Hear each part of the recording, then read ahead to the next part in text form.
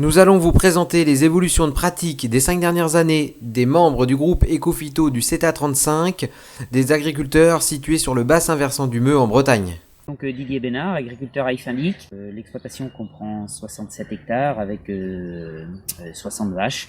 En maïs, aujourd'hui, on est passé avec un passage de houe rotative très tôt pour remplacer le premier passage.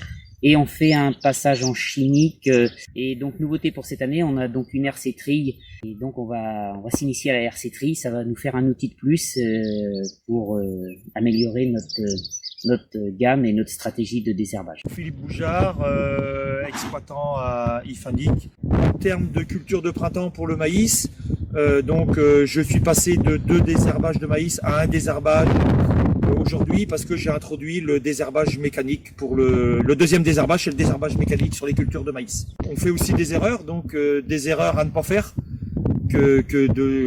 Si quelqu'un fait une erreur, nous la présente et on essaye de pas la faire, nous. Le fait qu'on soit en groupe, on nous permet aussi, par l'intermédiaire de l'Acumin, de faire l'investissement matériel ensemble. Donc on mutualise aussi les achats de matériel. Donc ça a été le cas pour la charrue des chômeuses, pour la RC trille.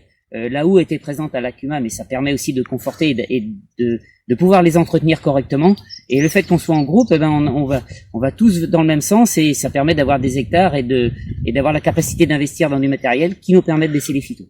Dominique Bougouin, je suis en GAEC avec ma femme et mon fils. On est installé à Monterfil sur une exploitation polyculture élevage.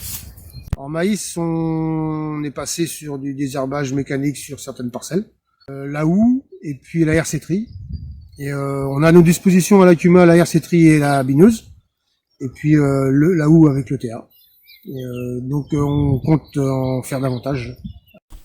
Au niveau des résultats, vous avez le graphique à gauche montrant l'évolution des IFT de chaque membre du groupe Ecophyto sur les 5 dernières années.